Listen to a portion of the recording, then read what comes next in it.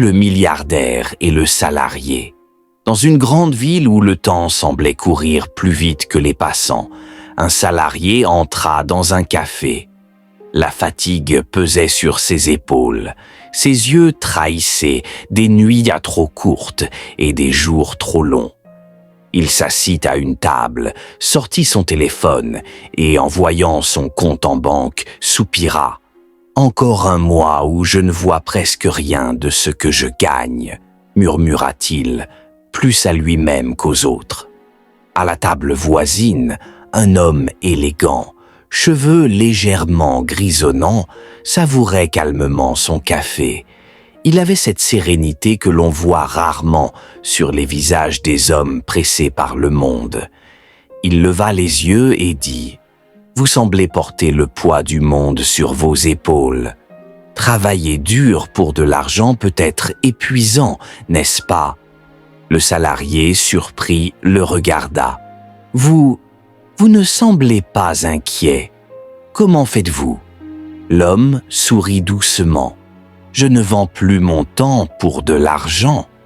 J'ai appris à faire travailler l'argent pour moi, mais ce n'est pas l'argent qui m'a rendu heureux. » Le salarié fronce les sourcils, intrigué.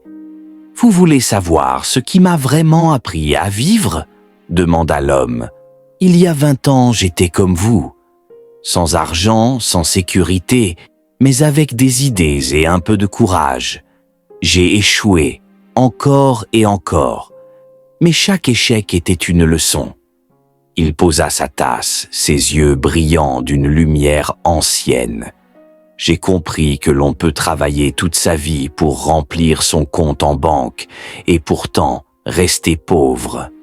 La vraie richesse, ce n'est pas l'argent, c'est le temps. » Le salarié secoua la tête. « Le temps? Mais je n'ai jamais assez de temps. » Le milliardaire répondit avec un sourire, « C'est parce que vous le vendez pour de l'argent. Beaucoup le font. D'autres, eux, apprennent à faire travailler l'argent pour eux, afin de récupérer leur temps et le consacrer à ce qui compte vraiment. Même sans devenir milliardaire, vous pouvez être riche de liberté. » Le salarié, pensif, regarda par la fenêtre le tumulte de la ville. Les gens couraient, le regard rivé sur leurs écrans, oubliant de vivre. Il sentit une petite flamme s'allumer en lui, une question silencieuse. Et si tout ce temps perdu pouvait être retrouvé? Le milliardaire ajouta « Comme le disait Sénèque, ce n'est pas que nous manquons de temps, c'est que nous en perdons beaucoup. Apprenez à choisir ce qui vaut votre temps et vous retrouverez votre vie. » Le salarié prit une longue inspiration.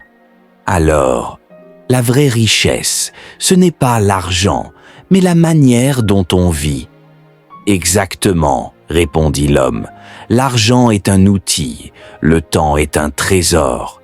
Ne l'échangez pas pour des choses qui n'en valent pas la peine. » Et ce jour-là, dans ce petit café, le salarié comprit quelque chose que l'on oublie trop souvent dans la frénésie du monde moderne. On peut être pauvre avec de l'argent et riche avec du temps.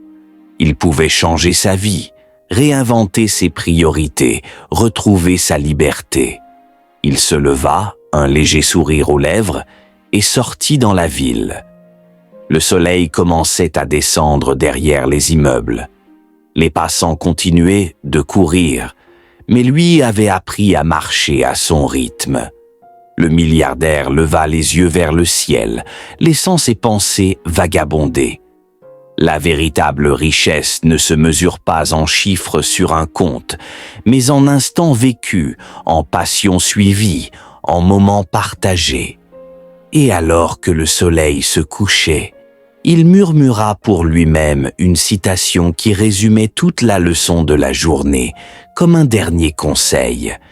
Il n'y a rien de plus difficile à prendre en main, ni de plus dangereux à conduire, ni de plus incertain dans son succès que de prendre la tête d'un nouvel ordre de choses.